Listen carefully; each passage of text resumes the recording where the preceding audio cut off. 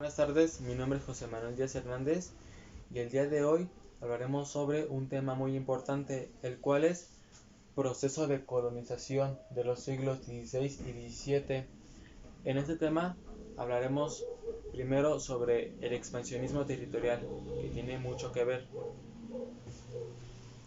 La tarea de colonización estuvo apoyada en un proceso previo o simultáneo de ocupación del territorio, en el que las ciudades jugaron un papel muy importante. Este proceso se inicia en las Antillas. Desde esta plataforma se accede al continente por 3 puntos, los cuales son Panamá como el primero, México como el segundo y lo que llamamos o se llamó tierra firme como el tercero, que sería Colombia y Venezuela. El primer núcleo, que es Panamá, se proyecta hacia América Central y hacia el Perú. El núcleo mexicano se expande por tierras mexicanas y de Estados Unidos y hacia las Molucas y las Filipinas. Avanza hacia América Central, donde converge con el núcleo panameño. Por otro lado, desde el tercer núcleo, que se proyecta desde las costas que actualmente son de Venezuela y Colombia, la corriente expansiva se dirige hacia el interior, hacia la sabana bogotana, donde confluye con otra corriente procedente de Quito. Panamá es el trampolín hacia el sur, hacia Perú. Desde la ciudad de Cusco, la colonización avanza hacia el norte, Ecuador, y de allí a Colombia y Amazonas. También hacia el altiplano andino de Bolivia, hacia el noreste de Argentina y hacia el norte y centro de Chile.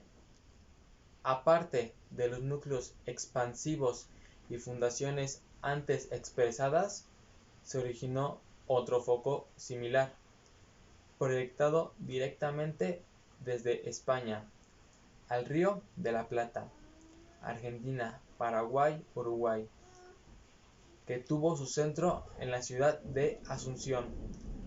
A la rapidez del impulso expansivo de ocupación del territorio, casi completado hacia la mitad del siglo XVI, correspondió un proceso paralelo de colonización y formación de la red urbana, lo que resulta tanto más admirable si se considera la amplitud del continente americano y la falta de recursos humanos y económicos con que se contaba.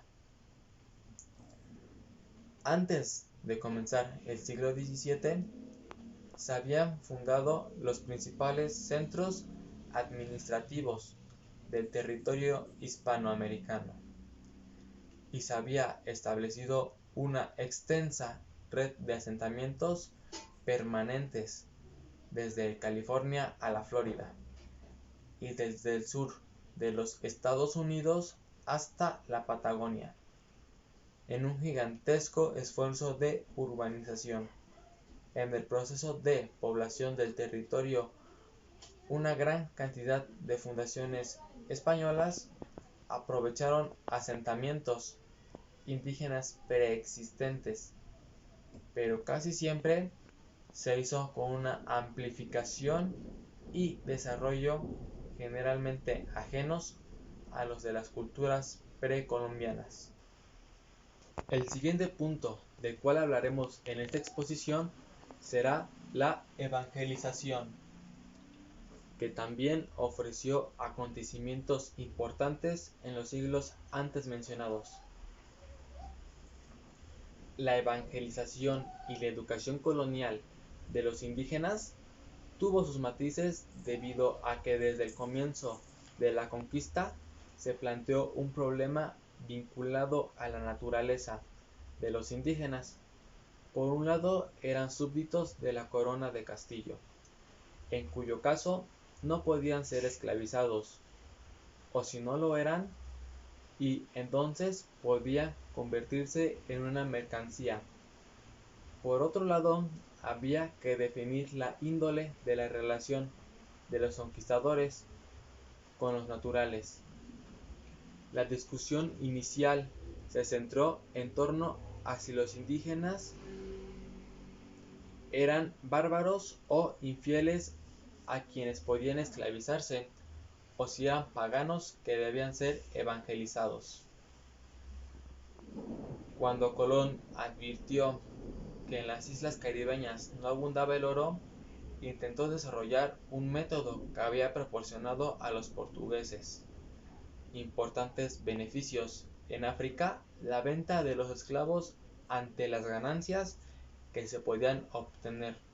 La corona accedió a la petición del almirante, pero algunos teólogos próximos a los reyes católicos se opusieron, alegando que como los indios eran paganos, primero se les debía iniciar en la fe, y sólo cuando le rechazasen explícitamente podían considerarse infieles. De este modo, la reina Isabel declaró que los indígenas eran libres y no sujetos a servidumbre. La evangelización fue el proceso que, conducido por la Iglesia española, permitió la conservación masiva de los indígenas americanos al cristianismo. Sin embargo, no en todos los lugares los indios respondieron de la misma manera, ni los estímulos materiales y espirituales fueron a los mismos. Razón por los ritmos y características de la evangelización debieron adaptarse a patrones regionales.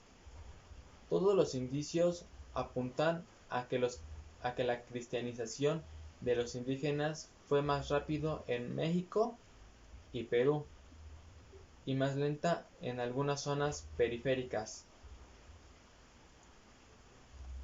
Mark Palacios y Frank Safford señalan que los clérigos que llegaban a la costa atlántica de Colombia no permanecían en ella mucho tiempo, pues las comunidades indígenas de la zona eran bastante pobres y no podían garantizar la buena vida de los doctrineros.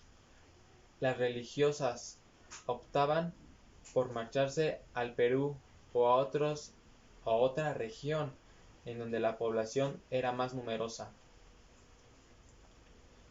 En los momentos iniciales de la conquista y colonización, las órdenes religiosas cumplieron un papel central en el adoctrinamiento de los indígenas, al estar más predispuestos a relacionarse con ellos. En poco tiempo, la presencia de los indígenas religiosos se consolidó en América, y a fines del siglo XVI ya habían llegado a América entre 5.000 y 5.500 monjes, entre ellos 300 cercedarios, 2.200 franciscanos, 1.670 dominicanos, 470 agustinos y 350 jesuitas. Esta superpoblación de frailes, con los siguientes conflictos entre las órdenes, cada cual con su particular método de adoctrinamiento y lealtades, hizo necesario ordenar territorialmente la conquista espiritual. De este modo, a partir de 1563 se estableció que todos los nuevos monasterios que se construyeran en una provincia debían depender de una misma orden, que no impidió a los tradicionales contar con grandes e imponentes parroquias conventuales en las principales ciudades. Bueno, esto de mi parte. Espero que les haya agradado la exposición.